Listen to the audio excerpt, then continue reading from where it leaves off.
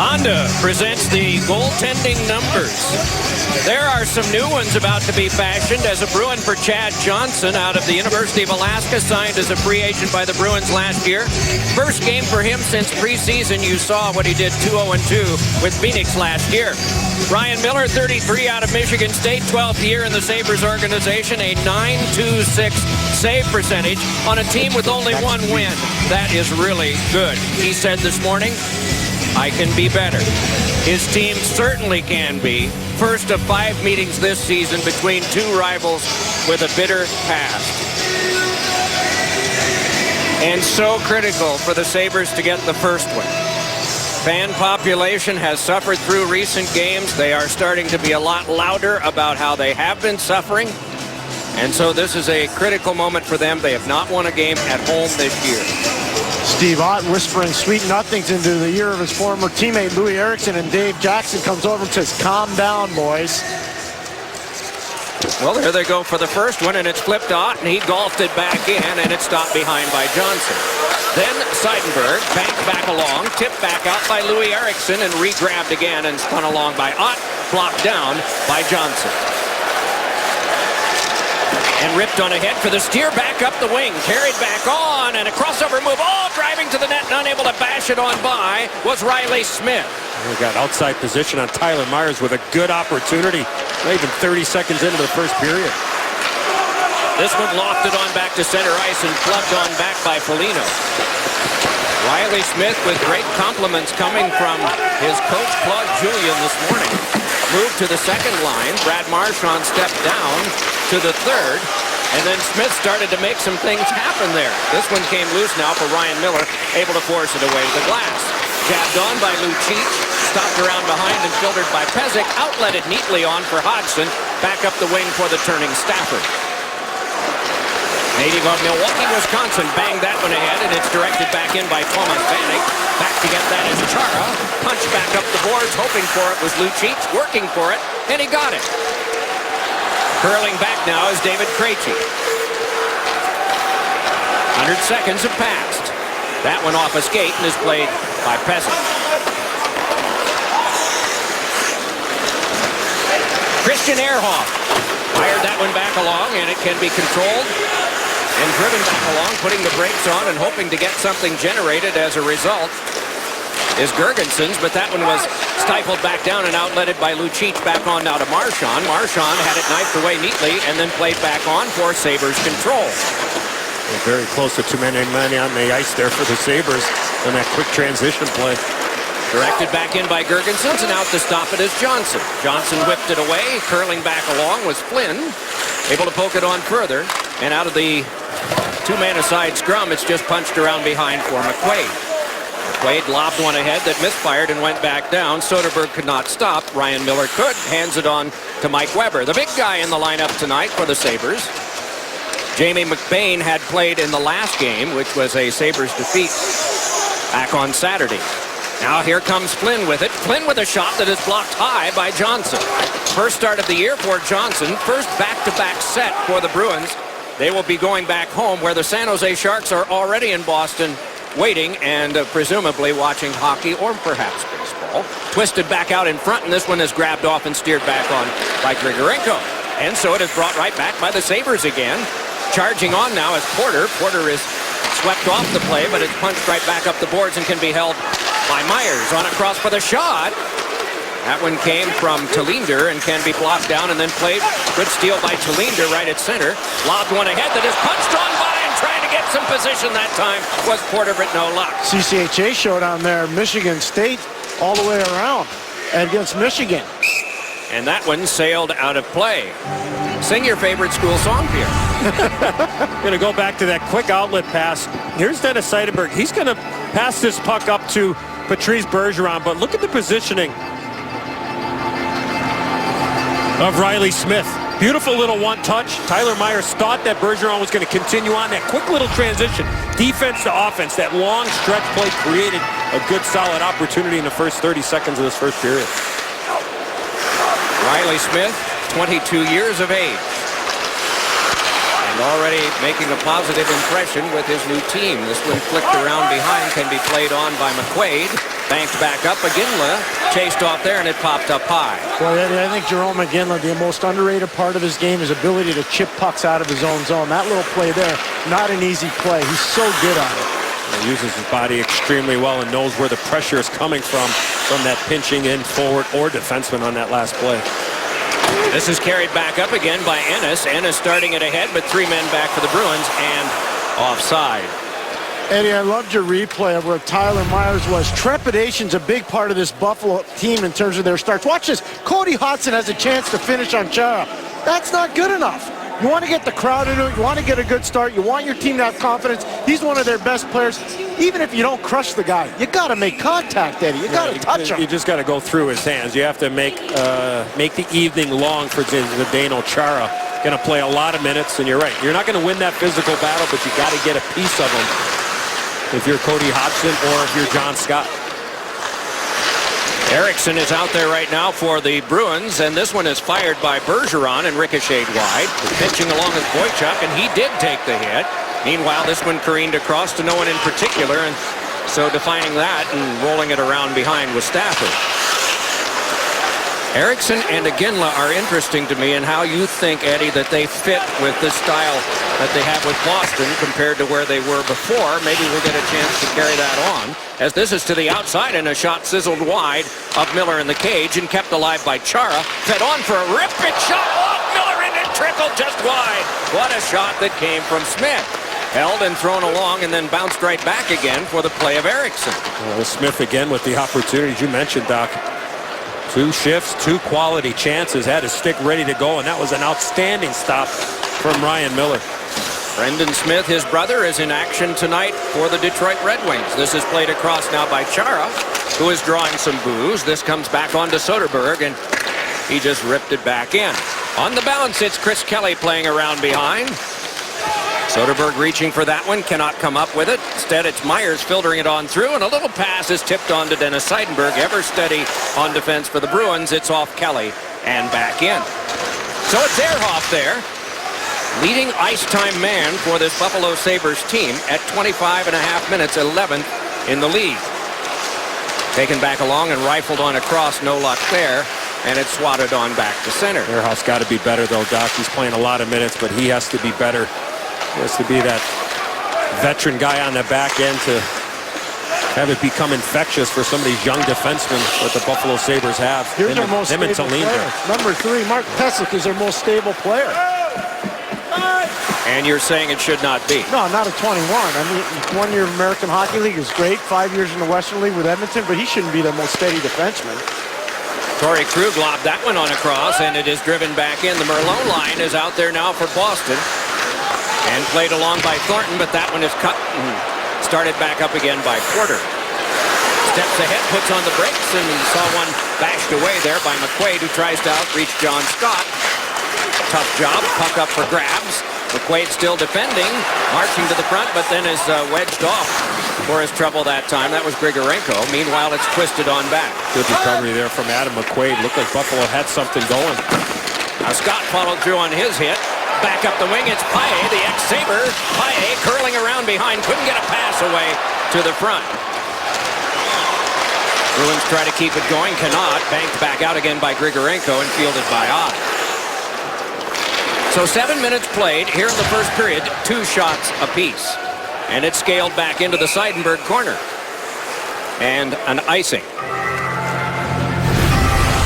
No, we mentioned Riley Smith. He finds that soft little area. Beautiful pass again from Patrice Bergeron, and a good stop from Miller. And you just can't be happy with the start for Buffalo. And here's Thornton getting the puck up on a stretch pass through the structure of the Boston Bruins. That's too wide open for Danny Paille. And Zadorov does a great job staying with him on the potential wraparound. But it's too wide open right now for Buffalo. Here's another chance. It was a slow change by the Sabres that created that opportunity for Paille. Miller did a really good job of poke checking him and forcing him to go to the outside on that wraparound. Lucic with that shot on the good face-off win by Krejci that Miller answered with the right pad.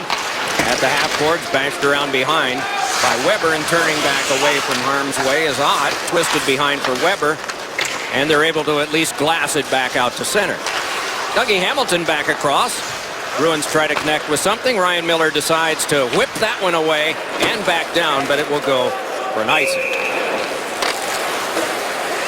Eddie and Doc, remember when Jerome McGinley was part of the Calgary Flames and they used to play in Dallas? One of the guys used to play against all the time, Steve Ott. And I remember one time doing a game down there, and Steve Ott had a chance to go with Jerome McGinley. And he'd go to the Ginla into taking a bad penalty. And Jerome McGinley, as Eddie, you were talking about, he's been in fights, he's been tough, he hadn't scored yet. But I would not wake Jerome McGinley up if I were the Buffalo Sabres. Boychuk's shot was mashed down there by Ott. He gets another chance. 24 shots on goal for Iginla. He leads the Bruins, but as Pierre mentioned, empty so far. It's just a matter of time for Jerome McGinley. He goes to those high traffic areas where you're going to eventually get one to bounce off your backside into the back of the net. Boychuk was sent down. And this one fed in front. Oh, and what a great opportunity there for Eriksson, and Miller stepped in the way. Sensational stop by Ryan Miller. Olympic caliber, as we are wont to say. And this one peeled back off by Zadorov, and he tried to work on a head to center. It might be a 2-on-1 as stepping in as Ennis. Ennis got it on a cross, but unable to settle that down was Bannock. I thought there was a little traveling there by Tyler Ennis as he got that puck and created a 2-on-1. Little deception there with that puck, carrying it through the middle of the ice. And another icing results on this play. Well, you talk about save of the night. What an opportunity. Patrice Bergeron again. And there's Louis Eriksson to the left of Ryan Miller. Look at his quick push-off. Right, quick left pad. They're going to look at this, Eddie. I think they're going to study this, whether this went across the line or not. Now that look there, that puck did not go in from that look. They're calling the referees over to check on that. They're bringing over both Jackson and Lecure to check this out. But you're right, Eddie. Watch the push-off right to left, and does it cross the line? Cannot tell. You cannot tell. No, and then plus where he catches right on that, right where the pad meets the bottom of the toe of the skate, and then the pad slides down there. And you see a referee, Freddie Lecure, with the headset. I mean, that look there, that puck did not go in from that overhead look.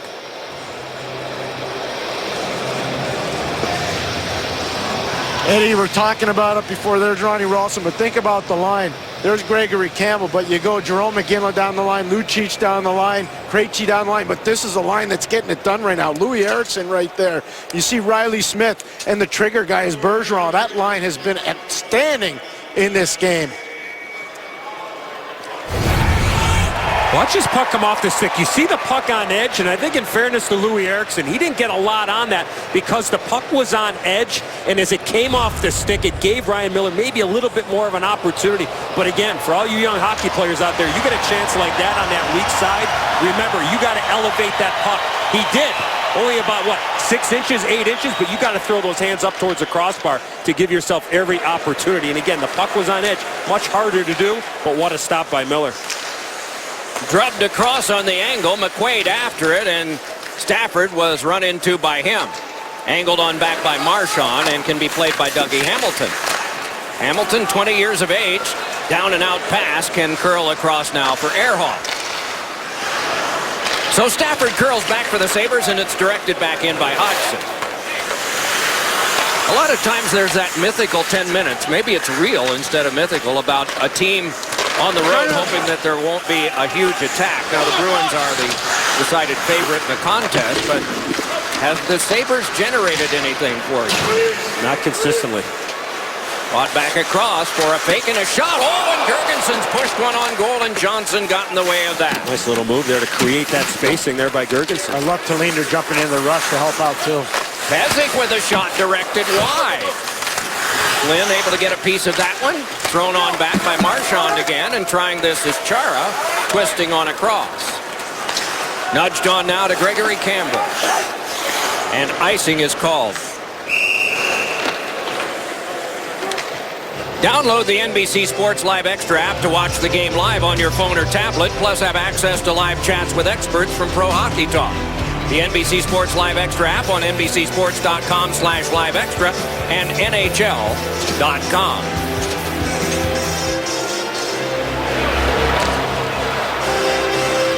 False start on the faceoff. Campbell is out. Soderberg in. Squibbed across, and Campbell hands to Chara. The big man at 6'9" gave that one back up, and a shot by Weber is kicked away. Good job done there by Johnny Boychuk.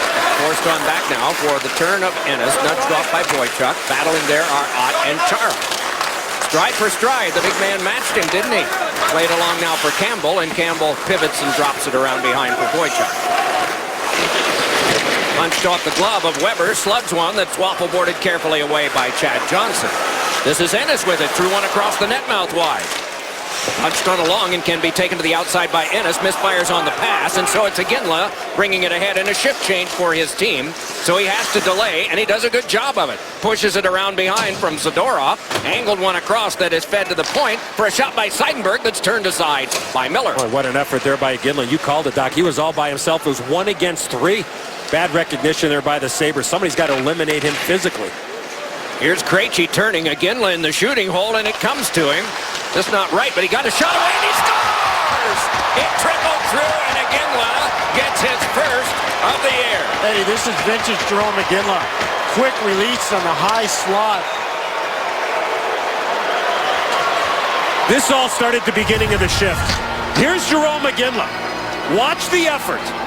Now, this play doesn't have anything to a direct result in the goal, but it started the whole play. I mean, this is what it's all about, the extra effort. The play by Krejci, and then just a mad scramble by Dougie Hamilton to get the puck down low, and Iginla's the trigger man. Well, then puck domination by Krejci, and look at again a quick release right there.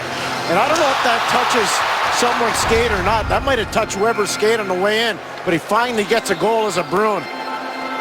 It was the start of the play by Jerome Iginla to hold on to that puck. And again, if you're the Buffalo Sabres and it's 1 against 3, somebody must attack the puck carrier there. It has again gotten meaningful silent here. 8:49 to go in the first. Jerome Iginla with his first at 11:01. A trickler, but it counts. 1-0 Boston.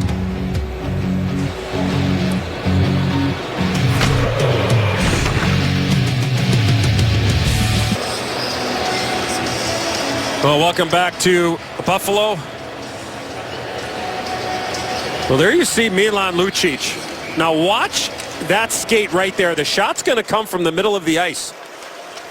Looks like it goes off the right skate, the right instep of Milan Lucic. But regardless, the effort by Jerome Iginla gives the Bruins a 1-0 lead. Krejci, Lucic, and their line mate Iginla all said it went off of Lucic down here during the TD timeout.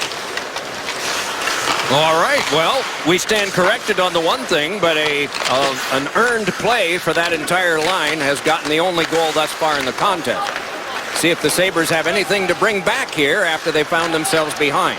They have scored 1 first-period goal this year and yielded 14, counting the last one, regardless of who got it. Former captain of the Miami Redhawks, named Riley Smith, played that one back in, and it's paddled away by Ryan Miller. And Pierre, I do know the fight song, but you don't want to hear it from me. Angled on back now for Torrey Krug, and swept on across for the keep, and the drop on back further by Larson. Jeff Zadkoff, the goaltender in Pittsburgh, will be happy you know the fight song. He was saying to say hello to you, both proud alums of that school. It begins love and honor to Miami, but you don't want to hear me sing it. 1-0 Boston. Come on, Doc. Oh, no. Is confidence the biggest issue for your group right now, Coach? Yeah, and I think we've started off pretty well here in this game. Unfortunate bounce down there. I think we've had a good start tonight, but, you know, we got to build confidence, and a big part of that's getting that first goal. Ron, one of the things it looks like they're trying to do is get a guy posted up high in the slot like the Iginla goal. What do you do as a coach to make an adjustment on that? Well, you got to have your wings help out a little bit, and then you got to expand your coverage down low. You got to find that guy. It's they're really good at it. You have to expand your coverage from the net front, but your wings have to help out. Thanks very much. In essence, he's saying, you know what, we're going to give up the point shot, so our wingers have to sag down, take away those shots, force them to pass the puck back to the blue line. Marchand with some strong work with 2 defenders against him, threw a shot off a stick wide, and he steps back to get this one. Marchand given a shove, and it's played on back against Kruger's shot. That got the glass. There'll be a penalty coming up And right now it is a delayed call that is whistled down against the Bruins. Soderberg's going for goalie interference. Dave Jackson caught him. He goes hard to the net. And he was just talking about point shots. Torrey Krug gets a point shot right here. Watch Soderberg go right into Ryan Miller. Ryan Miller's in the crease. That's the obvious call and the right call. Good job by Dave Jackson. Soderberg wants to be aggressive, but he's just going to have to stop Eddie before he gets to the crease. Yeah, easy call when the goaltender is in his blue paint. Well, there are some goaltenders in the National Hockey League that aren't afraid to initiate some contact outside the blue paint. A la former Bruin goaltender, sorry, Doc, Tim Thomas with the Florida Panthers. I was just going to wonder if you had a few names in mind here. Just the most recent last night in a game between the Blackhawks and the Panthers. Yeah, well, he won't be playing for a while. He hurt himself. And Tim Thomas is on injured reserve right now for the Florida Panthers. Okay, gentlemen, we check all our wallets here. This power play is presented by Craftsman. Need to add something to them, so we make sure we get that in. So Tim Thomas comes back when the government shut down, and now the government's back in action, and Tim Thomas goes on IR. Coincidences are very rude indeed, aren't they? Cleared all the way back down on this power play. Tyler Ennis mentioned to Pierre before the game, it needs to be better. Yes, 1 out of 18 over the last 6 games. And Eddie talked about one player that needs to be better, Christian Ehrhoff. He's got to quarterback this thing. He is number 10 in the dark uniform, and they will have to chase. Retrieval's got to be better here for the Buffalo Sabres. If you're going to shoot the puck in, you got to have numbers. You got to understand where that puck is going. You got to outnumber the Boston Bruin penalty killers. Ehrhoff leads it ahead, gains the zone, and is able to tap one along, but into harm's way. That would be defined as Chara, and it's 2-on-1 for the Bruins as they come up with it. Fed across, and fanning on the pass was Kelly. Those guys hooked up for a goal last week in Columbus with Kelly coming out of the box and being over Kelly and a big slapper in Columbus. Almost the same kind of play. Ginla tries to pull that one away and cannot, but it's handed right back over to the Bruins, and again they'll make them chase. All the way down and punched away by Miller. Marchand turning there. And then it's led on back for a shot that is deflected up high and pops just wide of the cage from Bergeron. My goodness. Love back ahead now by Tyler Myers for a shot off of Johnson and wide. Bergeron tried to flip it on. Guided on back to the point and kept by Pezic.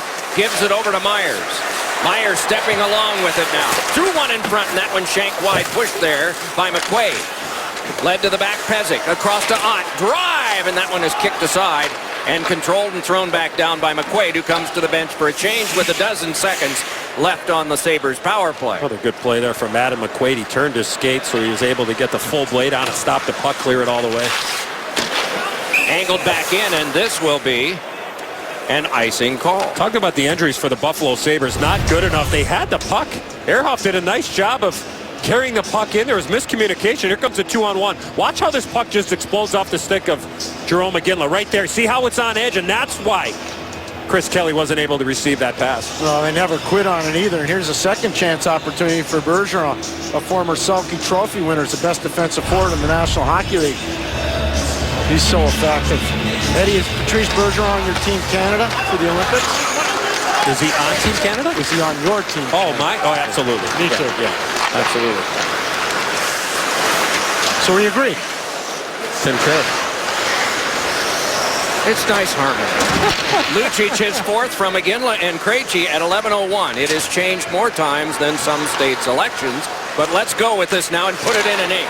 Lucic his fourth. Back in deep now. It is Flynn to play. Swept it around behind and can be played on further by Larson. And he's on my Team Canada as well, Lucic. Is he? Okay. I like that. Fed back on, so you're looking for a little spark, a little orneriness there. And they will certainly appreciate that. Rush, well, he's got a lot of experience playing in Russia. In 07, he was the captain of Team Canada at the Super Series, and he was a dominant player in that showdown. Flynn with one, and the rebound almost dancing away with it, but almost the operative word was Girgensons, and he comes to the bench for a change. 4:20 to go here in the first period. Boston in the lead on the goal by Lucic, a score of 1-0. First of 5 games played between these two teams that have quite a bit of history. Not a lot of it recent other than Lucic and Miller. This one controlled, left behind, but regathered by Porter. Tried to find Scott at the front of the net. Most people can find him, at least with their eyes. Rattled back along by Scott at 6'8". Gave it back to Pezic. Along now for the turning by Scott. Led on back for a shot. that ricochets back as Ehrhoff was not able to pull the trigger well there. Oh, the puck's got to get through there. Scott made a real good play. Ehrhoff just hesitation. I love that shot to get blocked. You don't create a lot of offensive opportunities, and when they're there and they don't get to the net, very disappointing. High swept that one back in. Eriksson is out there along with Bergeron. And just now arriving to play with him is Riley Smith as this is held to the outside by Ennis, and his hand was forced by Bergeron. Ennis able to shake that and give it on back. Hurried try by Ehrhoff. Deflected wide, and Foligno is able to play that. Better job there by Ehrhoff, skating one way, shoot back the other way. It is Foligno, but he dropped it back, and it must be played at center by Myers. 3 minutes to go here in the opening period. Shots are 7-5 in favor of the Bruins. Nudge back on now to Smith. He just lobs one that bounces to the corner. Burrowing in after that, hoping to generate something was Kelly, but meanwhile it's pulled by the Sabres and they're able to start back out again. Go up there for Larson. And ahead now for Kelly to bring it ahead. He's got Marchand along with him and rips one that's wide of the cage. On the bounce, Soderberg trying for it, but instead it's Stafford floating it back to center. Then Kelly back on. Drop back in again from the trapezoid. It's Miller. And it careened to center. The trapezoid is the evil of goal-scoring goalies. Except in one recent case. Here's Marchand turning, and that one punched back in. Laid onto the back. Drive by Chara off the glove of Miller. The outside with it now and turning is Soderberg. Nicely ragged it away and then lost it just that quickly to Stafford. Brushes a prayer ahead. But it would not reach Vanek. Instead, it's stashed back in by the Bruins. Chad Johnson was talking about his old goaltending partner in Phoenix scoring a goal with his stick in the puck. Drive into the catching glove of Johnson, and play is halted. Johnson has faced 6, and he's gotten them all so far. His team's up 1-0. Tomorrow night, NBCSN takes you to Toronto for coverage of the CFL. The pursuit of the 101st Grey Cup continues with Winnipeg taking on Toronto. Coverage begins tomorrow, 7:30 Eastern on NBCSN. Going to go back to the goal by the Boston Bruins. Now take a look. The Boston Bruins are going for a change, but the Buffalo Sabres have to recognize they got to have somebody come up and step up on Jarome Iginla. This is 1 against 3.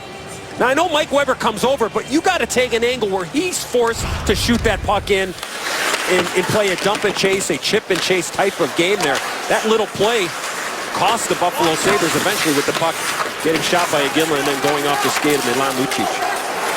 In the only scoring play of the game thus far. Off a glove, this one came to Pezic, who shanked it, and it kicked on back, and it has caused Lucic to check around his face. It glanced off. And he is slowly going over to the bench. He is without a stick and is now replaced. There's no blood yet as he skated by me.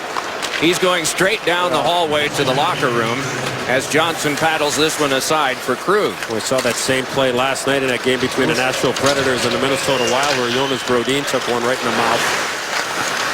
Thrown off a stick and it rattled on around, and a good jolt there as the puck comes to Krug. Laid it on across for McQuaid, and McQuaid banked it back in. Smith wanted to play it there. Talinder had other ideas, and it kicked back along now for Louis Eriksson. The back it comes once more for McQuaid. Head fake and across to Krug, and then fresh from the bench with this, letting a shot go that will not work as Bergeron comes up for it again, but it is controlled by the Sabres, flipped along, but kept by Krug. More pressure here, dealt right back in, and Talinder has to try to play it once more. Banked one, but it was taken by Bergeron, and a little yank of a pass is thrown back by Myers. Jabbed along near Krug. Settle down, and they try to start something ahead but cannot, and so Foligno has to double back defensively as this is Eriksson flying it wide of the outstretched stick of Miller. And that is going to do it for the first period.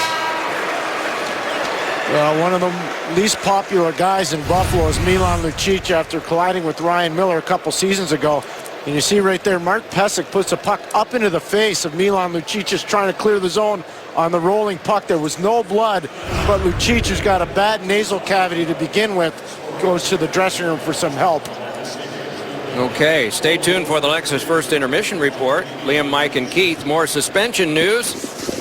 And the Sens have chased Howard. That in the only other game being played tonight in the NHL. Shots in the period were 7-6 in favor of the Bruins. They also lead in goals by 1 at 1-0.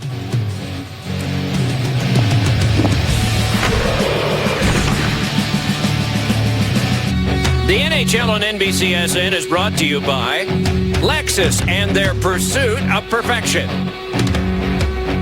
And by Frost Brewed Coors Light, the game's most refreshing beer. 1-0 the score. Boston as we enter the second period. Outside there is a lot of construction. These pictures were taken today. What is being built is a 5-story parking garage. On the left you will see the roof of twin rinks, and on the right a hotel of the Marriott Corporation. And all of it connected to this arena so that you don't have to get out and get wet or snow on you. And a little bit of blood still showing on Milan Lucic for that accidental clear off of Pezic that wound up going into his face. I talked to him in the hallway as he was going for his repairs, Doc and Eddie, and he said it wasn't his nose because he doesn't want to ruin his fashion career. It was his cheekbone, and that he's fine. No damage to the nose. Okay. Just that was where the blood was showing, but it was good that he reassured you of that. This one played back up the wing for the tryout by Eriksson, and it is sent ahead. They hope for Bergeron, but instead get Miller, and that's the end of that. Inside the glass with Pierre is presented by Capital One. One of the great things about the Boston Bruins is their consistency in the way they're structured. So when you look at them, it's Riley Smith who plays on the second line with Louis Eriksson and Patrice Bergeron. They're smart with the puck. They know how to get pucks to the net. Louis Eriksson's an underrated scorer, as Eddie talked about. And there you see, tic-tac, an almost goal. If not for the greatness of Ryan Miller, that line probably has 2 goals already tonight. That is a deceptive line, a very good line. And with Bergeron's face-off prowess, they're going to be an amazingly dangerous line. Bruins are perfect on the road this year and have won 2 straight as a chance there for the Sabres went wide, and Lucic is able to nudge it on, and then the return pass he gives back over to Iginla, brings it ahead. Set one in front, score! Lucic heavily into the boards, but he's gotten his second and his team's second of the night.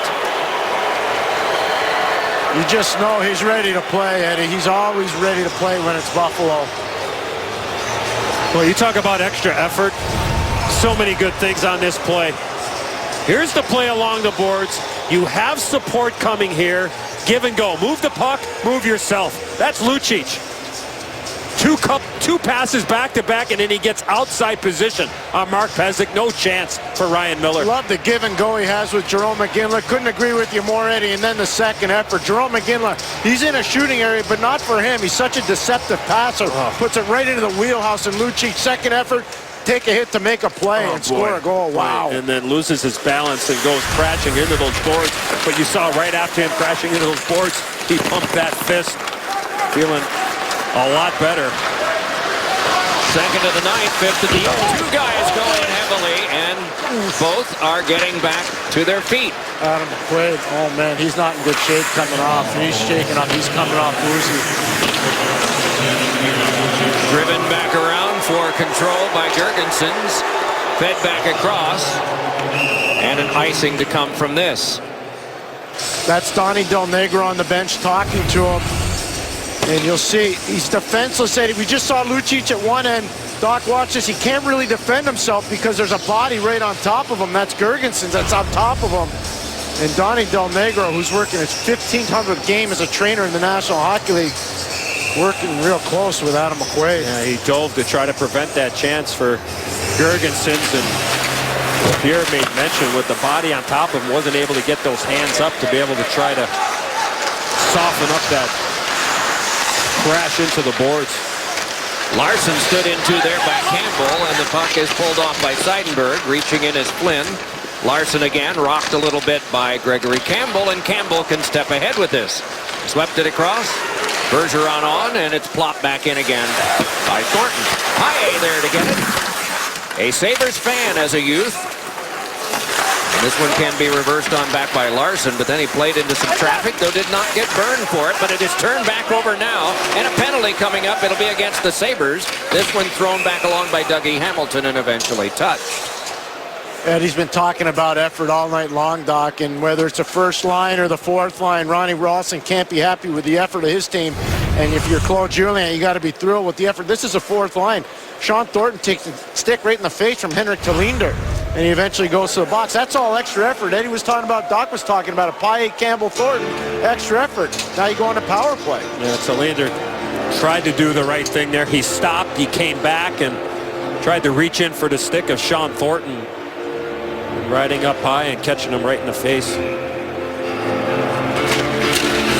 So the power play for the Bruins, 1 for the last 19 over 5 games.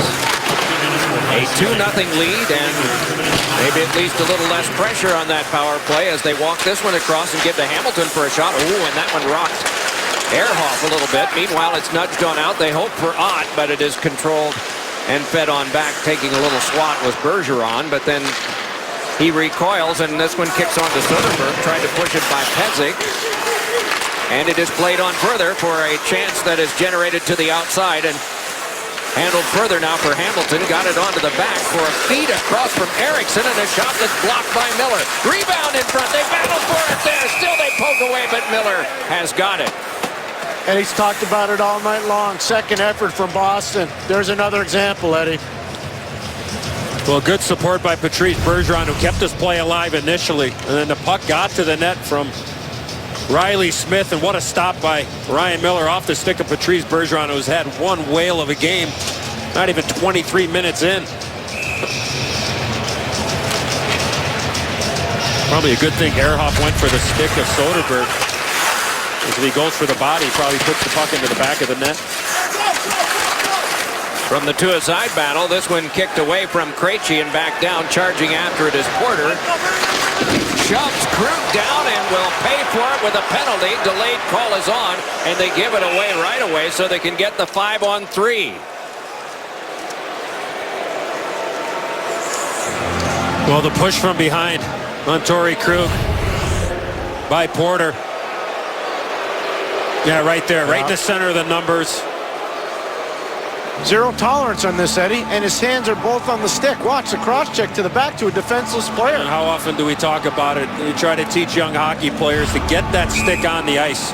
Play the puck in that situation. If you can see the player's numbers and he's around the boards like that, get your stick down, buried around the puck. You get your hands up. It's a dangerous push. Doesn't take much. I guess a lot of players haven't been watching what's going on throughout the National Hockey League with hits to the back. Bergeron in the 5-on-3, got it across the trigger pull, failed that time from Eriksson, and so it's Chara giving it back to Iginla. Chara in front of the net. Sure enough is. They work to the outside now, and it is Eriksson again. Stashes for Chara, and a shot was directed wide. He had all day to make that play there. And no challenge. Iginla again. Fed just away from Krug and down. Did not have his stick down that time. Long toss ahead. It is carried back in by Eriksson. Has Bergeron drifting. Led it across off the boards for him. And then on back to Krug. Iginla nearby. Taps it back to Krug. They change places. Krug working back in deep. Eriksson on to Krug across. Drive by Iginla is blocked away. Ehrhoff again, right in the lane. One man's back now. It's a 5-on-4. Side of the net. Oh, and Eriksson couldn't get good control for the shot. 5-on-3 for an extended period of time for Boston. They had chances. Jerome Iginla with a nice pass to Louis Eriksson, who, Eddie, I think he's just gripping his stick so tight, he fanned on that one. He's got to put a little honey on that blade there. And watch the Zdeno Chara. He knows what his role is here on a 5-on-3. Go right to the front of the net. Louis Eriksson gets his puck down to Zdeno Chara. He's got all day. He's waiting for somebody to come on top of him. He says, you know what? I'm going to just take this puck right to the net. That's a good stick there from Mike Weber. Lead with your stick, deny the opportunity. Here's Hamilton stepping across, faked the drive, and then gave it back over to Lucic. Looking for the natural hat trick. Stoked it on back for Hamilton. Then across for the feed for Lucic, but it's directed up into the seats. 45 seconds still to go on the Porter minor. Does this sound too much like youth hockey to you? Respect for the opponent? I mean, is that something that maybe sounds a little soft for the professional game? Respect for the opponent, like Porter going in and cross-checking Krug? Doc, it needs There needs to be more of it. The understanding. Beer touched on it. Zero tolerance. You see somebody's numbers and he's in the boards. Going to be a penalty coming up here. Looks like Bergeron. Or is that Krejci? I'm sorry. Might be David Krejci off the faceoff. Dave Jackson, the neutral zone official, catches him. I think it is David Krejci, Eddie. High stick. Left, right in the middle of your screen. Oh, look at the punch. Right. Steve Ott's good at that. He's the ultimate super pest. He sure is. I mean, they did not see that. No, they catch the retaliator. They never catch the instigator. Watch off the faceoff. Here's Steve Ott. Watch. Watch what he does. Watch the left hand of Ott. Face-off, punch right in the face. And that's the retaliatory penalty by David Krejci. You can see why he got the stick up like that. It is Marchand there in a 4-against-4 for another 27, and then the Sabres to the power play. Seidenberg with some trouble with Flynn. Booted on behind. Zadorov to handle it there. You know, Doc, just going back to what we talked about, the respect aspect of it. The understanding, and Pierre said, the zero tolerance. If you see somebody around the boards and you see his numbers and he can't protect himself, you can't hit him. End of story. And maybe the league's got to start cracking down even harder. Thrown across and a trigger pull and a second effort, that time by Girgensons, was tipped wide. And stolen away from Zadorov. Can be outletted ahead for a pitch back out as the Bruins are the shorthanded team now. Carried right back in. And a centering pass couldn't be settled down by Vanek. Good stick there from Chris Kelly. The Bruins bench was screaming that. Less than a minute to go on this abbreviated Buffalo power play. Hodgson fed one across that trickled on through. Couldn't be reached by Foligno. Instead, it is given back by Ennis. Ehrhoff fires one that is blocked away. Again, it's Ehrhoff. Hands back over to Hodgson. Fires one wide of the net. Looked like a shot pass, but meanwhile, poked along by Hamilton. Started back out. Might be a 2-on-1. It's rifled onto Hamilton. Moving on in. Protects the puck. Still dueling with Miller, and he can't get the shot away. Ahead with it now in the continuation of this power play, the Sabres, but it popped into the catching glove of Johnson, and he will hold. Well, Dougie Hamilton jumping into the play, middle of your screen. Chris Kelly was out of gas. Watch this little move here by Hamilton. If he's able to regain this puck right here, he's got a wide open net right there. But he just skated a little bit too deep and didn't create a shot on goal. Eddie, are you impressed with the stick play of the Boston Bruins? Though short-handed, their sticks are so active. Coaches talk about it a lot. You got it, and you're paying $250 for your stick. You better use it, so get it on the ice. That's all, yeah, the accountants control things. It's all a matter of finance, right? That's coming from a hockey parent, I guess. Poked along now by Campbell in the shorthand situation that is now ended. Or you tell them, if you don't use that $250 stick, I'm going to get you a wood stick. Rifled on across now to Ott. Sent one across the net mouth that was wide. Stafford got it onto the back. Finessed right back to it by Weber. Stafford a shot off the glove of Johnson, and it hops along. Johnson has faced 8 thus far and gotten them all. It is Weber turning with it there. Chopped it back up the boards. The jostling continues there. It is Ott. But that one ricocheted back to center off of Smith, then is driven back in by Krug.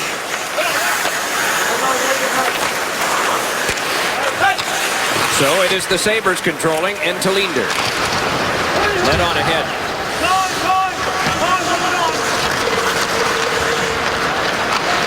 Fired on back to center, and it kicked across to Bergeron. Nudged on for the carry back by Eriksson. Eriksson jostled off, kept by McQuaid. Off a stick up to Linder. Finessed along by Smith. Centered out in front. Oh, and a good stop by Miller on Bergeron's shot. Bergeron again across the net mouth wide. Krug a drive, and that one is blocked. Host getting on across and just now getting back to his feet. And going to the bench now is Girgensons. Oh, too many men on the ice, Boston. Girgensons was shaken up, but it is the Bruins who might wind up with a penalty here. We'll get the official call for you when we come back. Out about the second line, Patrice Bergeron, Louis Eriksson, and Riley Smith. Watch this play here. Bounce pass behind, get the puck, and on his backhand, he finds Patrice Bergeron with an A-plus chance. Great stop from Ryan Miller. High slot coverage by Buffalo all night long has been lacking. It's a big reason why that line's been so effective. The call was too many men on the ice, being served by Sean Thornton. Buffalo 0 for 2 on their power play tonight. They have generated 2 shots out of a total of 9. And offside is called. Eddie Olchuk talks about it all the time. You got to have an entry to make a power play work. I don't know what Christian Ehrhoff's doing here, Eddie, but that's just not good enough. That's just not good enough. Yeah, the decision has to be made at the red line. If you don't dump that puck in by the red line and you have players in front of you, everybody's going to get caught standing still. The slower you are, the easier you are to check. The entry is the most important part of a power play. Okay, so walk us through this one. That was a good play. You drew a couple Bruins over. Now you change sides. Now you got the Bruins running a little bit. Foligno connects across. Vanek, a shot. They score!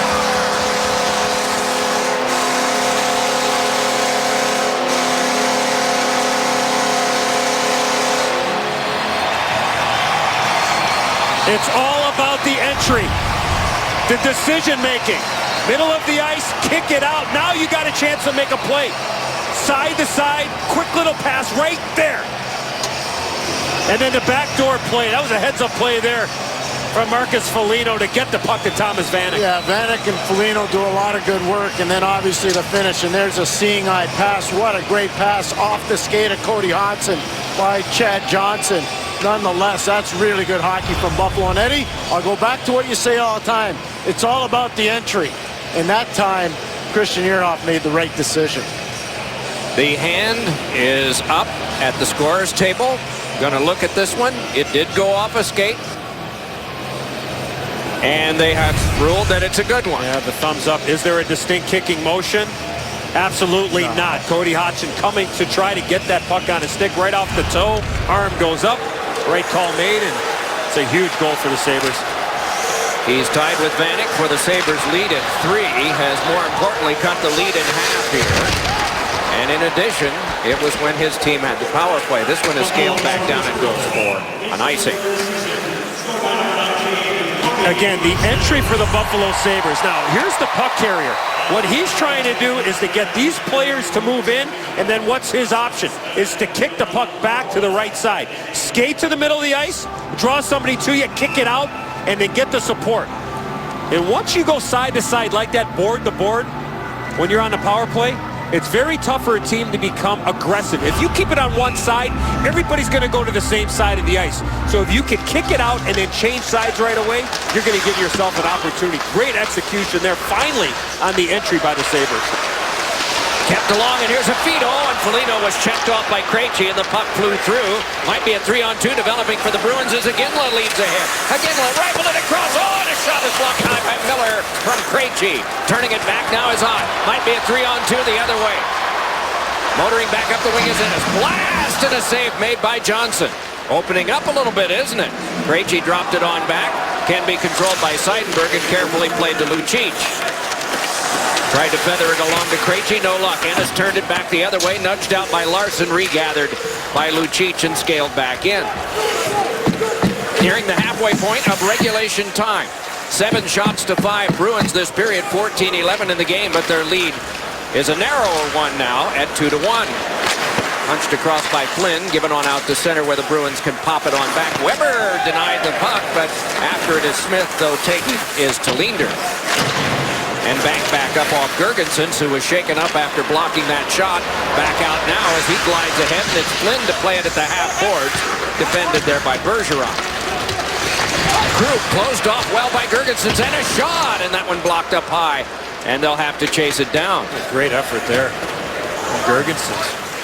That's what he brings. He's going to be a really good second and third line player because of that effort and his size. 6'1", 190, and only 19. Graduate of the USHL, the Dubuque Fighting Saints, which general manager. Here's a steal by Hodgson, dropped on back. Oh, and a toe drag, and it's deflected out of play on the try by Stafford. Peter Chiarelli, the general manager of the Boston Bruins, part owner of the USHL Dubuque Fighting Saints. I hear a cash register. So many good things to watch from your team. What's not good from your team so far? Well, I think the last couple of shifts have been a little bit sloppy there, as you saw a turnover there in our own end in the middle of the ice. So we got to get back to the basics here. Take it shift by shift. You know, we're getting some good chances. He's made some good saves, and we just got to stick with it. Coach, one of your dominant lines has been Bergeron, Smith, and Eriksson. When did you decide to put them together? Well, you know what? I think it's just chemistry building all the time. You know, we moved Smith up there a few games ago, and right away he just caught on. And I think Eriksson and Bergeron are getting to know each other better all the time and getting better every game. Thanks for your time. Thanks. One good combination there involving guess who? The two guys he just mentioned out there along with Smith. A feed for Bergeron, punch for Eriksson, led on back for a shot by Boychuk that was blocked away by Vanek. Vanek and Boychuk test at the boards, and it is worked back along by Eriksson and turning is Bergeron. Bergeron going to the cycle and flipped one that went off of Ehrhoff, and he can start it back. Under 9 minutes to go, second period of this one-goal game. Game number 11 of the year for the Buffalo Sabres.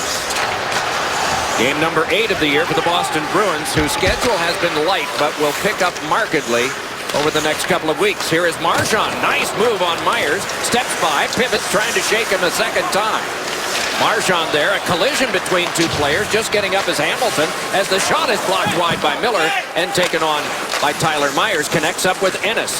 Moving back on with Ott, hands to him, and the wrister is up off the high glass.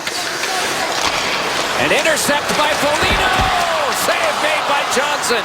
Rebound brushed ahead. It's a little helter-skelter right now. I believe Claude called it sloppy. Here's Marchand moving in. Fed it across to Hamilton. He scores!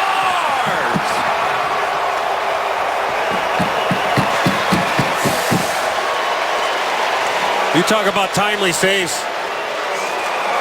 Johnson at one end on Foligno. Turnover by Dennis Seidenberg. The huge stop by Johnson. Watch the giveaway here by Seidenberg. Right there. Giveaway. Great scoring chance. And next thing you know, it's a 2-on-1 going back the other way. The growth of a player, 27 and white, started by defending in front of Chad Johnson. Then he jumps in for the second time this period. Takes a relay for Brad Marchand. And Dougie Hamilton sticks it to the back of the net by Ryan Miller. If you go back to the original part of that play, Eddie and Doc, Dougie Hamilton standing in the Boston Bruins crease. A second-year pro, he jumps in, he finishes it off. What a play. First pick of the Bruins, 9th overall in 2011. There's a discussion continuing at center. Sean Thornton and John Scott. The home team is down by a couple.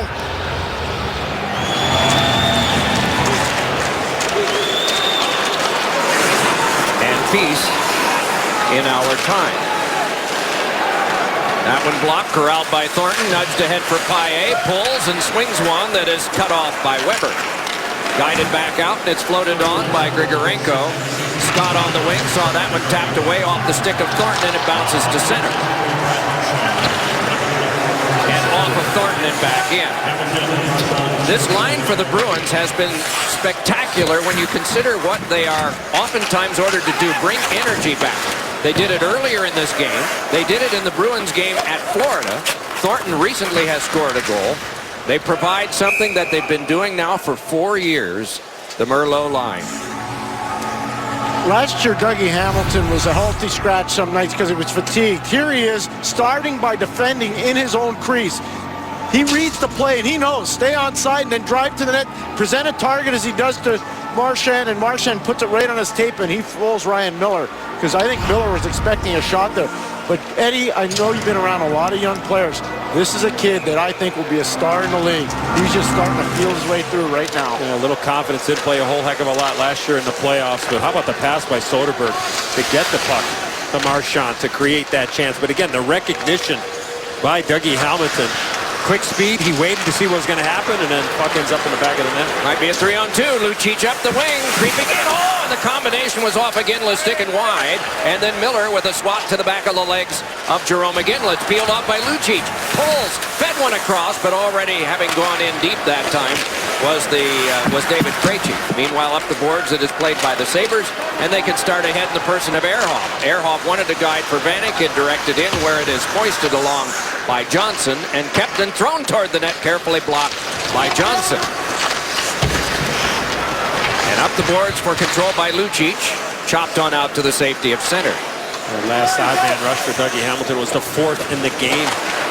Oh, nice move by Chara, and then defended away by Myers at the last moment. 6'9" against 6'7" in a medium-sized guy's game normally. Lucic hands this one on across. The average is 6'1", so they're well ahead of that. Here's Bergeron bringing it on. Filters one in front that had to be guided away by Miller. Good help there from Tallinder, lifting up the stick of Eriksson. Here's this line again for Boston. They're just all over the puck. Poked along, and that went into Larson. Larson wanting to work further for the Sabres. Smeared out of the play, though, by Bergeron. Delayed and then fired back around for the control of Girgensons, who dropped it around behind. Larson able to step after that one. Onto the back, Myers a shot, and that deflected well wide of the cage, guarded by Chad Johnson. Back up to the point, and a shot by Tallinder went off a stick and wide. Floated on back deep and can be played by Larson once again. Chased down by Bergeron, rolled off that. Larson drives to the net. Couldn't pull the trigger, but a shot did come through from Flynn, and that one blocked away, and back up the boards it comes to Eriksson with 5:20 to go here in the second period, and it's lobbed back in. Tallinder to play that, rifling it back around. Can the Sabres pick up something from this? It is Marchand there, laid on back again for McQuaid. And away to Marchand and tapped back out. Chad Johnson was in Phoenix last year playing with Mike Smith. I asked him this morning, I said, did you have a chance to go to a number of schools? He said 10. I said, okay, why did you pick Alaska? He said, well, I visited there, and it seemed a lot like Western Ontario to me. It was sort of wild, and it was a place where you didn't have a lot of distractions. Onto the back, it's controlled now by Zadorov, working his way along. He scores! Zadorov!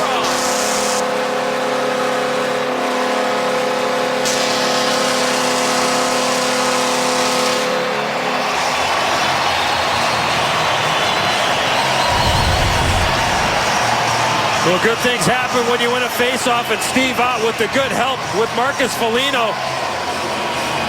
And then Zadorov comes in on the backhand. Not a good goal given up by Johnson on that far side, and first National Hockey League goal. Former London Knight, teammates with Ollie Mata, who plays in Pittsburgh, and Scotty Harrington, who's part of Pittsburgh, and Zadorov's a player that came over for Pominville last year. Was Minnesota's pick, the first-round pick, one of the 4 components they got for Pominville. Playing only in his second game. Ahead is Ott. Didn't get much on that. Foligno did, and that one hopped wide and cracked off the glass.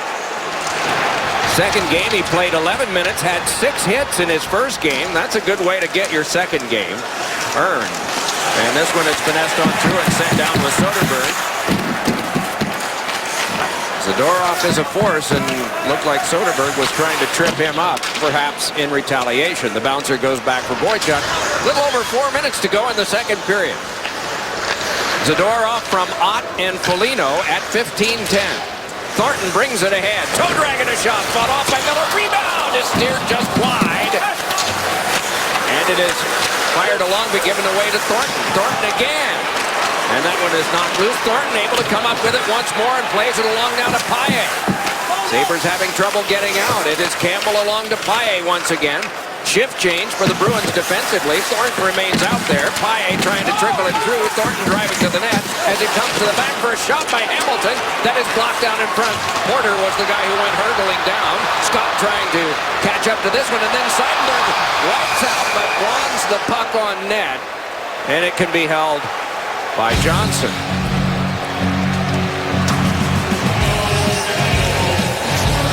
Call Star NHL to download NHL Game Center and get a free premium upgrade only on Verizon. Enjoy exclusive like free live NBC national games. Never be without hockey. Oh, and Johnson winds up with a good glove grab of that one. Of the many other things Johnson was telling me about life in Alaska, I said, are moose very common there? He said, oh yes. I said, are they like cows that sort of leave you alone? He said, no. You come outside your apartment and you check to see if any are there, because they will charge for no reason. So it's a good thing to have a roommate. That's right. You go first. He said that there are tons of them there, but they get angry, especially at certain times of the year. Well, anyway. Okay, so here's Hodgson changing the subject, and it came on to Boychuk, who laid it back out for Krejci, and Krejci finesses it to the corner. The bouncer there, trying to come up with it. Iginla, punched along by Iginla for Krejci, sped back up the boards, and Chara with a wrister, and that one blocked up high and poked at there at the front of the net. Krejci has to step free, and it's taken along by Boychuk. Got it to Iginla. Krejci all alone in front, couldn't get it to him because of Talinder, and pinching is Chara. Shrubs off to Linder, gets it on to Iginla, right out in front. It's set up there on a tee, and Krejci a shot that is stopped by Miller. Oh, backhand forehand by David Krejci. Great work below the goal line. But the pinch in by Zdeno Chara right there, winning the physical battle, continuing on. And then Jerome Iginla with the quick little move to the front of the net. Watch Krejci. Another great save from Ryan Miller, moving right to left. And Eddie, he can pinch because Milan Lucic was in a responsible defensive position backing him up, and he was communicating with Chara. That's one of the beauties of the Bruins game. They're veteran guys that communicate, and they know when to pinch and when to back off. Yeah, there's that trust factor that must happen between a forward and a defenseman. And there you see the gash on the side of the nose and the face of Milan Lucic, taking that puck in the face in that first period. But that trust factor has to be there if you're a defenseman pitching, especially icing here against the Sabres, especially late in the period when you're pitching in as a defenseman. A week from tonight, rivalry night on NBCSN. Sidney Crosby and the Penguins look to avenge last year's playoff loss in a sweep to Boston. Wednesday night rivalry, Bruins-Penguins coverage begins at 6:30 Eastern on NBCSN.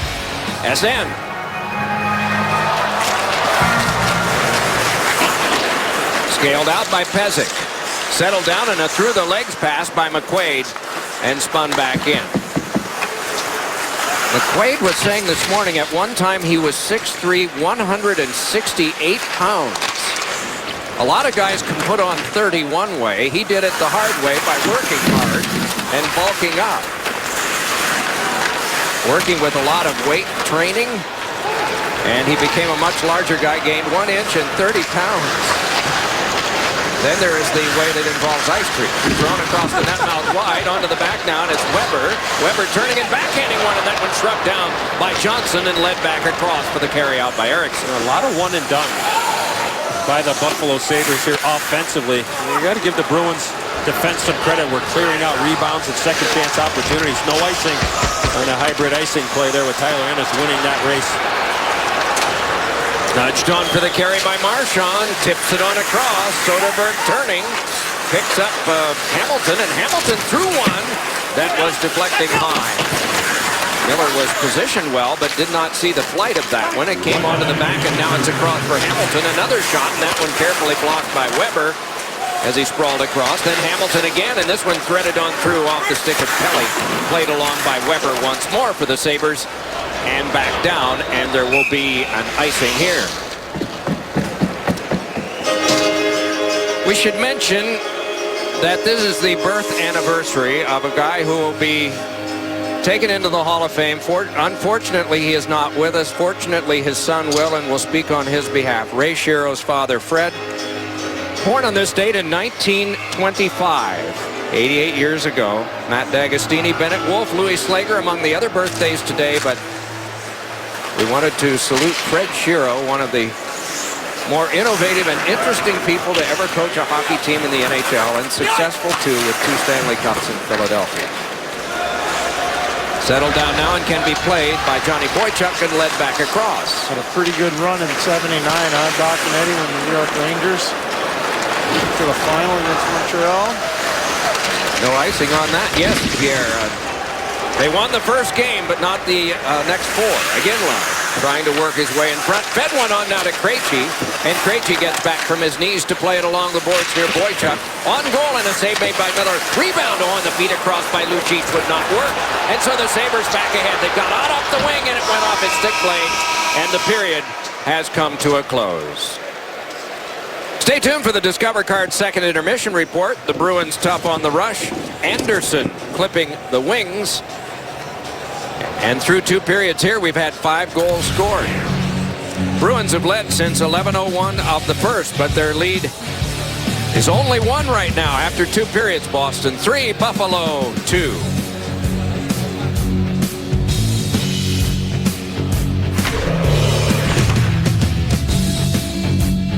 The NHL on NBCSN is brought to you by Verizon, the official wireless partner of the NHL.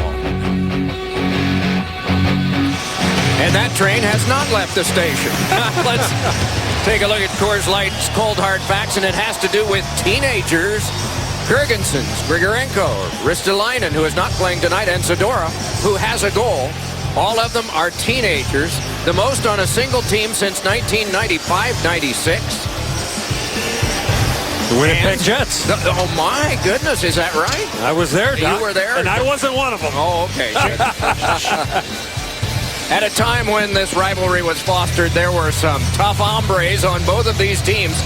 Just a few pictures. You knew your shift was over if you faced any of these 5 guys at any one time, or any of these 5 guys. The guy of interest to us is the guy on the extreme right, Rob Ray, because he is still a Sabre in the broadcast booth, working with Hall of Famer Rick Jeanneret. That's a few Pims there, isn't it? 31-89. I once coached in a game where he fought Denny Vial, and the fight went from one end of the ice all the way to the other and then back to the neutral zone in one whole fight. It took about 3 minutes of fighting to get that done. Wow. He is 6th all-time in penalty minutes.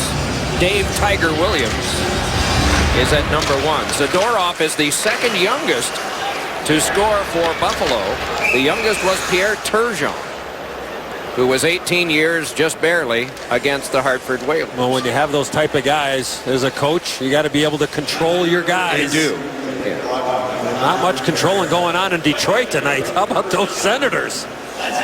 Jason Spezza with a little statement. I am the captain of the team. That ever true, and they have spent both the goaltenders in doing so for Detroit. Ahead with this now, and a 2-on-1. It is carried in by Bergeron, drifting, holding, towing it up, and can't pull the trigger on the shot, as eventually reaching him was Drew Stafford. Now here's Myers lugging it on back.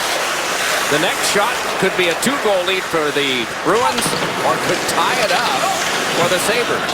Only 5 Boston hits through 2 periods. A surprisingly low number. High teens for the Sabres, and a save by Ryan Miller.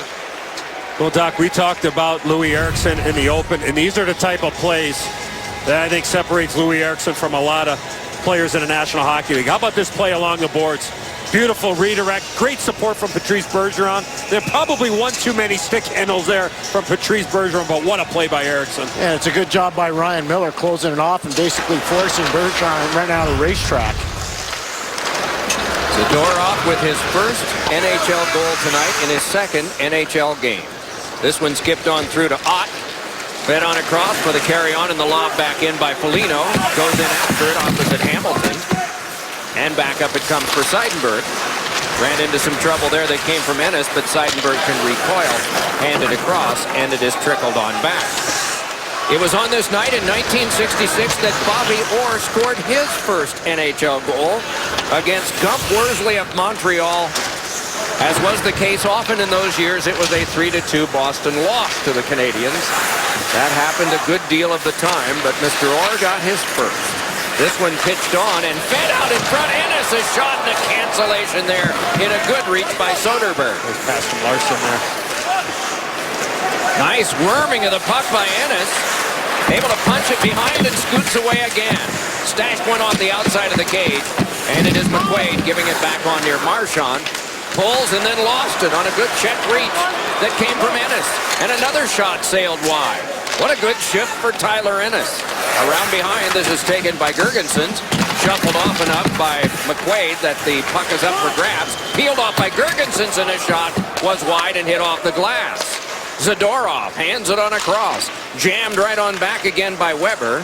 And then up the boards can be played by the Bruins, and Soderberg going out to center. Sort of a blind pass there. Popped loose and is grabbed just before he came off the ice for the end of his shift by Marchand. And now he has an exchange with Larson. Yes, Johan Larson and Marchand.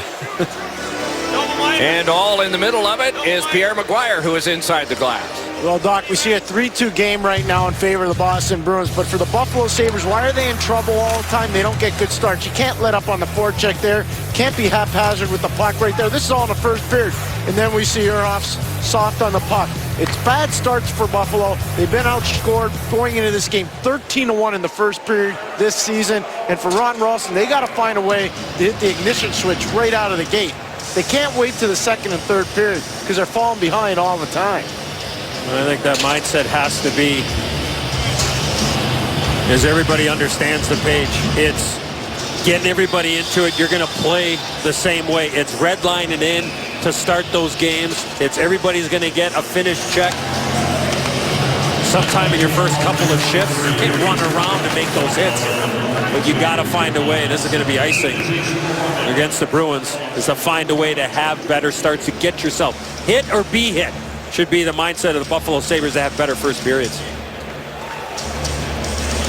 And here's why we're 4-on-4. Brad Marchand, Johan Larsson trying to stimulate things. He's another one of those components that came over from Minnesota in the Jason Pominville deal.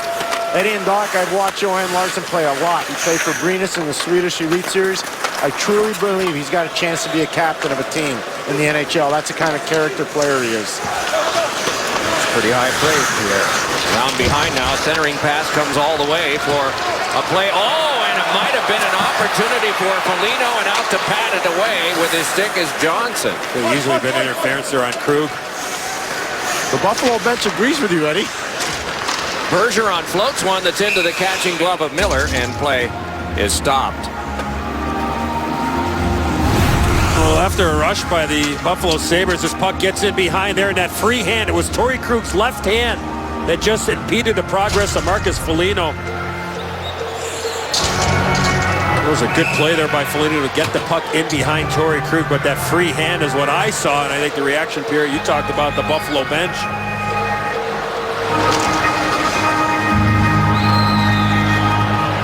False face-off.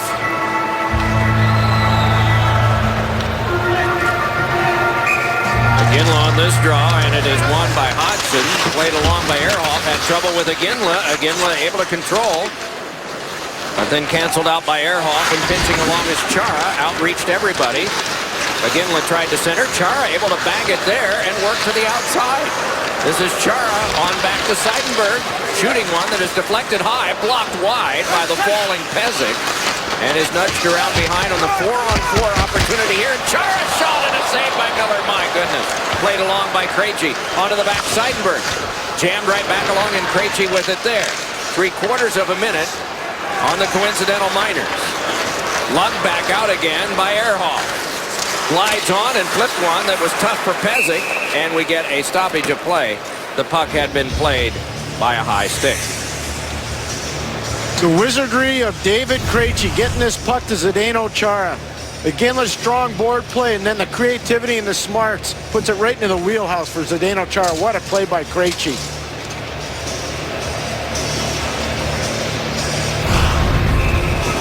A little bit of elevation on that pass to get it up and over the defending sticks and land softly, and then a great quality scoring chance. Krug to Soderberg, and they march ahead. Soderberg is pinned in a good hip check to the sideboards by Zadorov.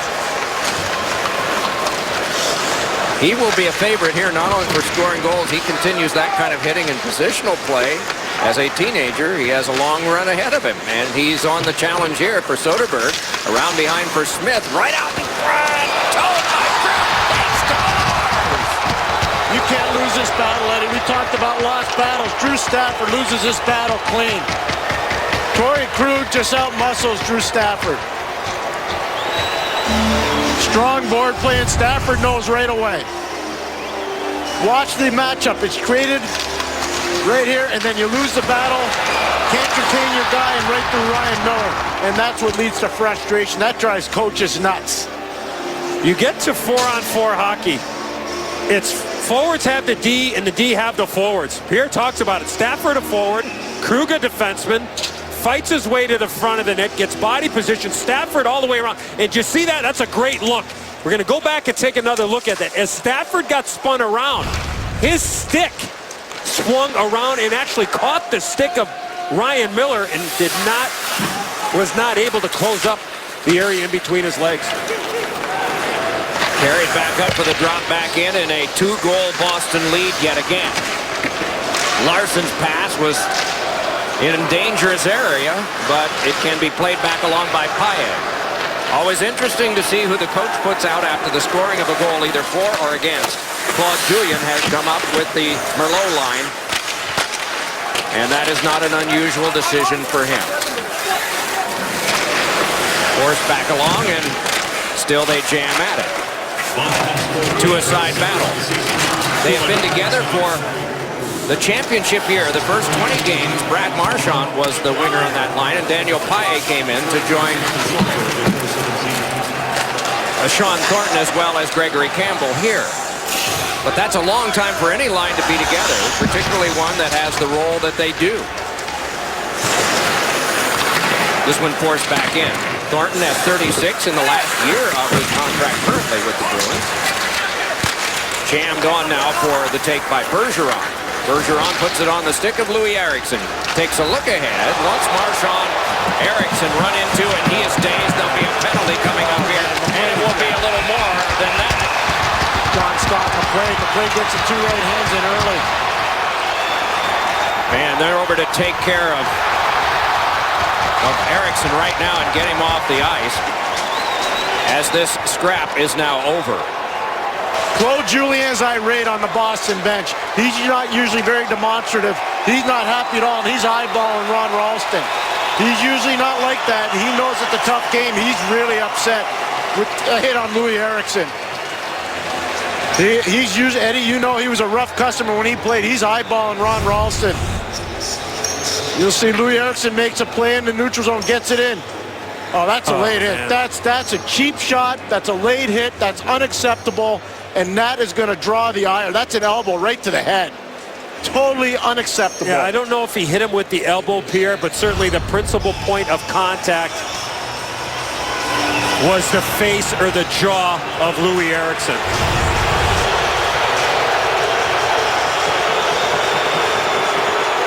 Yeah, it looks like the elbow is down, but again, the principal point of contact there is the head of Louis Eriksson.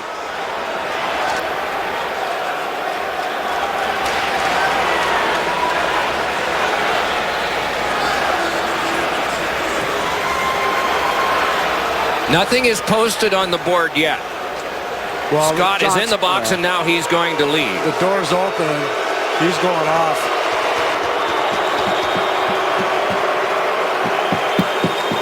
Chara was not happy, and their linesman came right over. Tony Seracolo did a great job. Chara wasn't happy with that at all, and Seracolo came over and stopped Chara from going after John Scott.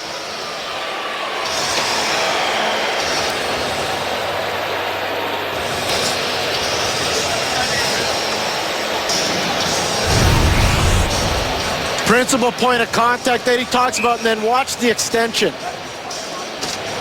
He extends through the hit, and Eddie was bang on. It's a principal point of contact is ahead.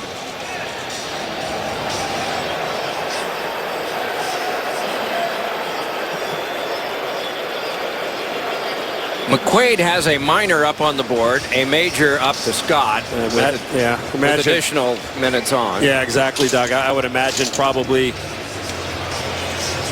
5 and 2, probably 5 for Scott for the hit, and then the 2 minutes for Adam McQuaid at some point, whether it's instigating or what have you. I'm not sure if they're going to get fighting majors or not.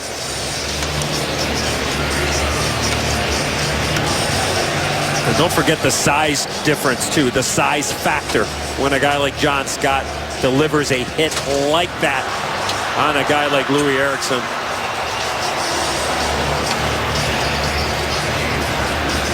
Eriksson at 6'2", 196. Scott 6'8", 259. Neutralized faceoff to come from this. Both teams will be a man short. But it is some confusion on the penalty board. It is a 5 that is posted for Scott and a 2 for Adam McQuaid. So we will go 4 aside for 2 minutes.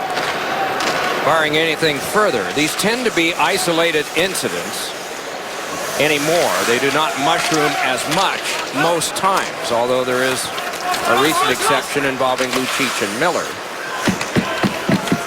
But most times that is a product of some of the years in which you've seen a lot of footage between these two teams in the last 24 hours. Yeah, I think what happened last year, Doc, I mean, the lack of a response from the Buffalo Sabres what made it even worse.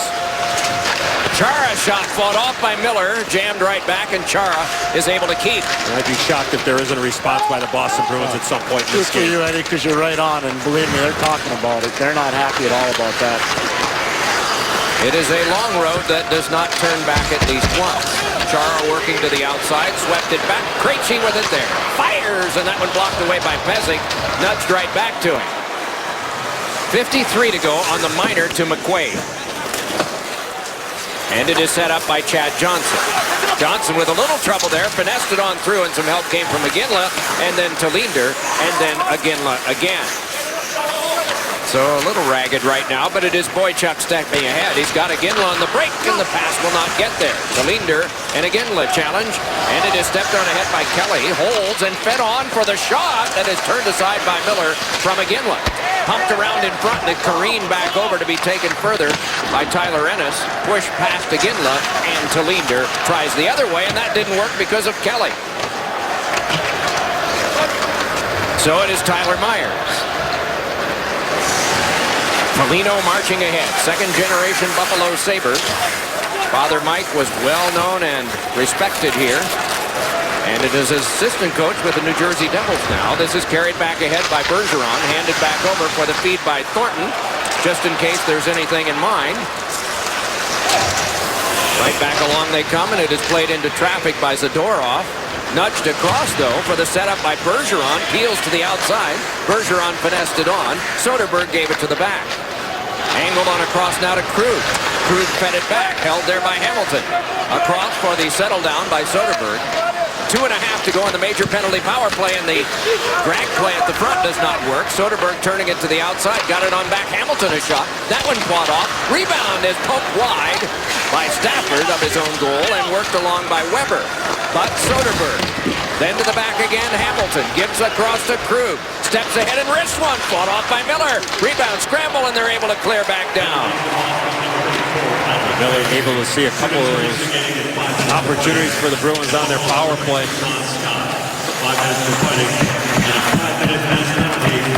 5-minute match penalty is the official call to Scott. And that must be reviewed, as if you would think it would not be.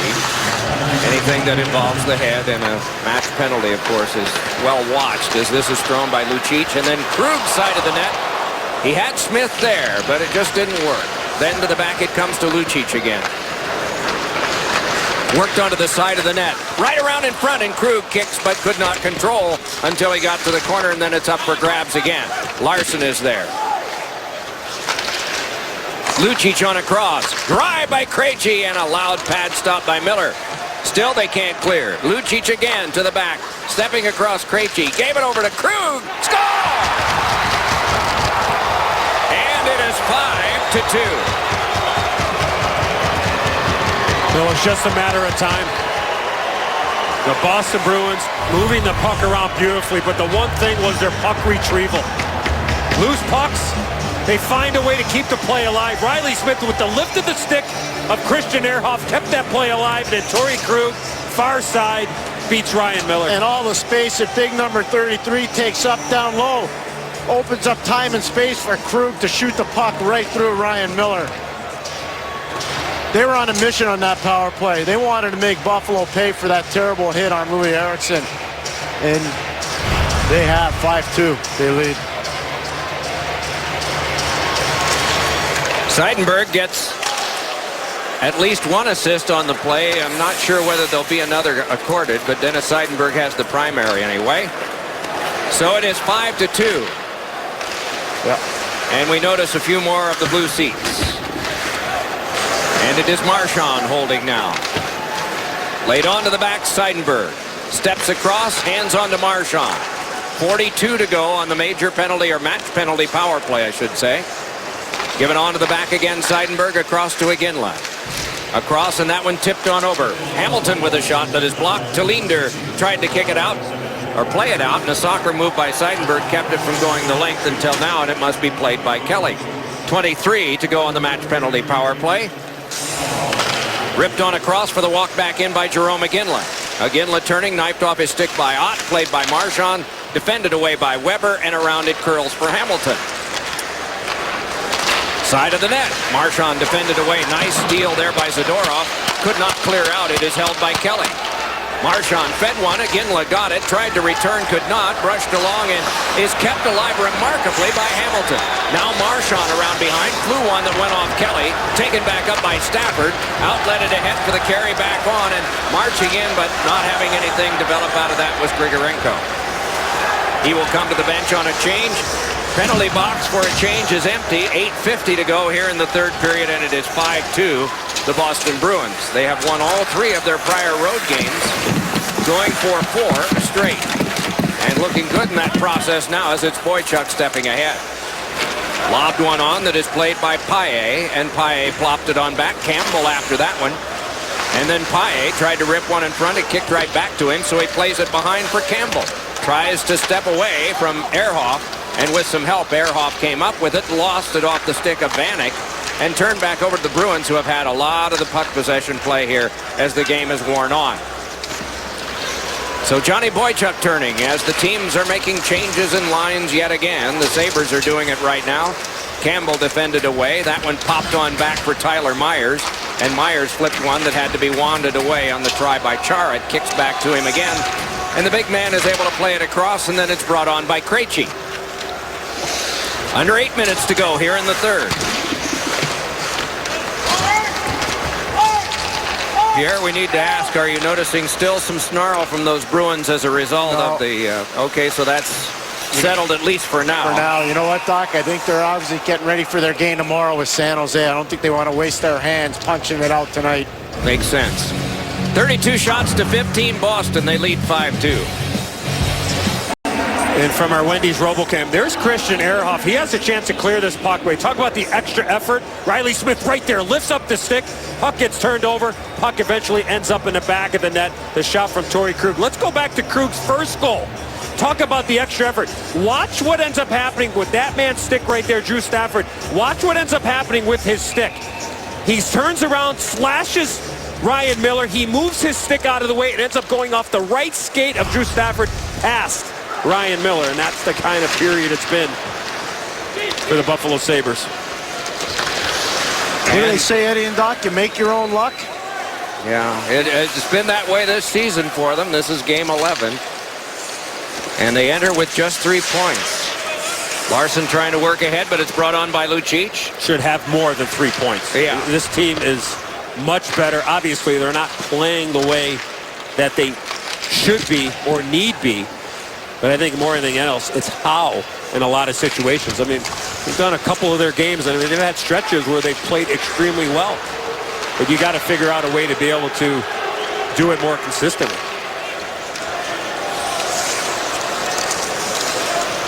It is Lucic peeling off with this one, giving it back to Seidenberg, and then ahead, and it's ladled back in. Very workmanlike are the Bruins here. They must fly home to Boston tonight and then face the San Jose Sharks. Oh, what a start for the San Jose Sharks. Todd McClellan and his staff. What a start to the year. Getting Danny Boyle back, too. He just went and met the team today. Wonderful. 17 points. Nobody in the league has that many other than the Sharks. Played on by Krug, and a 3-on-2 developing for the Boston Bruins. It's led across for Marchand shot that is blocked away by Miller. To the back now it is Krug. Speaking of potential hat tricks, he is looking at a natural. He's gotten the last 2 power play goals. Here is Krug lofting this one back in, and then he comes to the bench for a well-earned change. Michigan State versus Michigan State, huh, Doc? Michigan Ryan State Miller captain versus here. Krug, yeah. This led back across, and a shot is blocked away. Nice play by Hamilton. Doc was just talking about Dougie Hamilton and San Jose playing Boston tomorrow. Dougie Hamilton's brother Fred was just recalled by the San Jose Sharks, so maybe a brother-on-brother showdown tomorrow in Boston. Interesting developments there. In this contest, it is brought on by Campbell for a blast that went off Myers and hit the back of the cage. Reached by Campbell again. Campbell turning, able to work it along. He of the well-known playoff shift sees this one thrown to the net by Thornton and blocked away again. Shawn Thornton, just recalling, at age 36, 9 years in the minors before he got his chance, and he's got two Stanley Cups, one with Anaheim and one with these Bruins, and he brings it ahead, jams it on a cross. Tapped over further for the control of Paille, swept it in front, comes to Chara, big drive, got the glass. And it is Porter lugging it ahead and dropping it back in for the Sabres. Chad Johnson, in his first start as a Phoenix Coyote, not only won the game but had a shutout. He had one working for a while here. Is looking very comfortable. Tuukka Rask gets the rest tonight and will play against the Sharks tomorrow. And we get an offside call. Play stopped with 4:22 left in the tilt, and the Bruins lead by 3.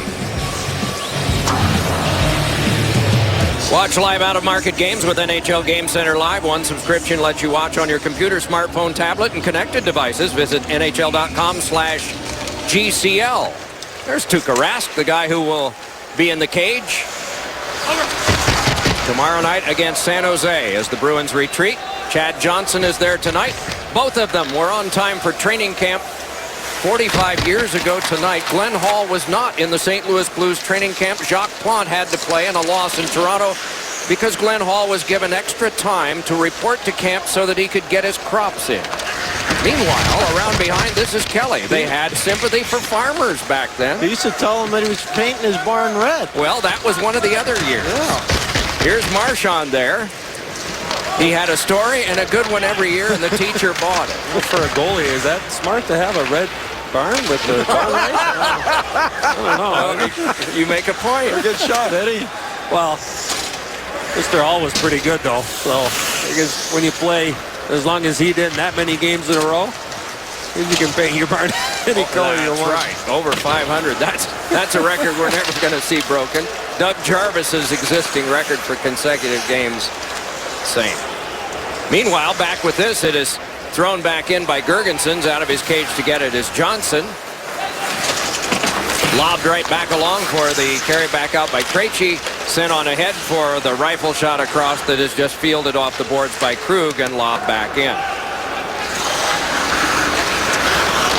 A giveaway, but did not become that because Hamilton did not control, and so it is fired around with 2 3/4 minutes to go in the game. Well, some big decisions coming up for the Buffalo Sabres. The contract status of Thomas Vanek and Ryan Miller. The contracts are up.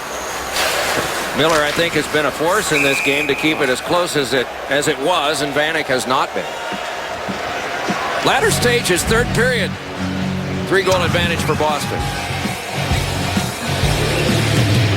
You are on, young man. Is it Shark Week already? Sharks Bruins tomorrow night on the NHL Network, and Monday night, Kings and Sharks on NBCSN. Bruins Penguins 6:30 on NBCSN from Pittsburgh.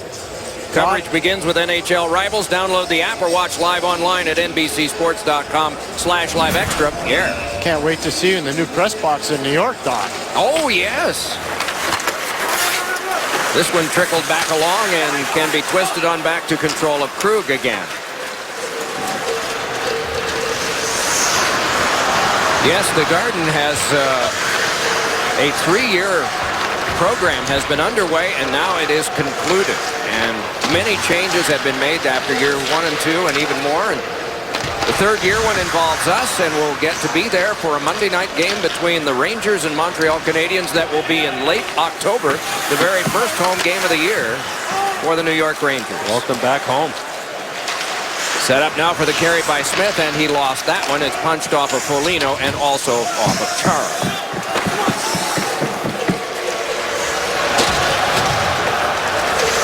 Chara trickles it ahead in the last 100 seconds of the game. Zadorov goes in, closes off his man fairly effectively, but it comes along to Thornton. Thornton threw one in front, and that one canceled out and all the way back down for an icing. One thing we talk about that game tomorrow night with the San Jose Sharks in Boston to take on the Bruins. The one thing that general manager Doug Wilson has done since last year's trade deadline is he has made the San Jose Sharks a much quicker, faster hockey club, playing to the strengths and the wants of Todd McClellan, the head coach, a terrific head coach of the San Jose Sharks. And that is a very good hockey team, getting great goaltending from Antti Niemi. It's one thing that's been very impressive with the Sharks is how quick they are playing now, but they have the players to be able to play that way. And the Bruins will have their hands full when it comes to the skating aspect of it. 205th player picked in the 03 entry draft was Joe Pavelski. He's the leading scorer for the San Jose Sharks. And he better make Team USA going the rest of this year. Oh, that's a slam dunk. He has been tremendous this year. Speaking of the speed factor, Eddie. He has won at every level. High school level at Wisconsin, the USHL, winning a championship with the Waterloo Blackhawks, winning a championship at the University of Wisconsin NCAA hockey. Next step for him is the ultimate at the National Hockey League. He's off to a great start. And somebody we got a chance to visit with a lot, Doc, when we were in Vancouver last Olympics. Indeed. Young man from a small town in Wisconsin called Clover. This one hooked on a cross now for Pezic. 23 left to go in this one.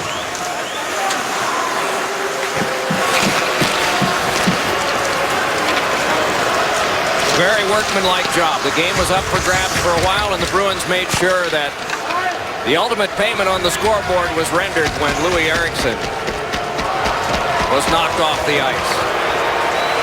And this is it. And those who are still around are not too happy. 1 win in 11 for the Sabres. In 8 games, 6 wins for the Bruins. Final score in the game, the Boston Bruins 5, the Buffalo Sabres 2. Thanks for watching Wednesday Night Rivalry presented by Coors Light. Next week, Sidney Crosby and the Penguins look to avenge last year's playoff loss to Boston. It's Wednesday Night Rivalry from Pittsburgh. Bruins-Penguins coverage begins at 6:30 Eastern on NBCSN. But for now, good night from here, and here's Liam McHugh.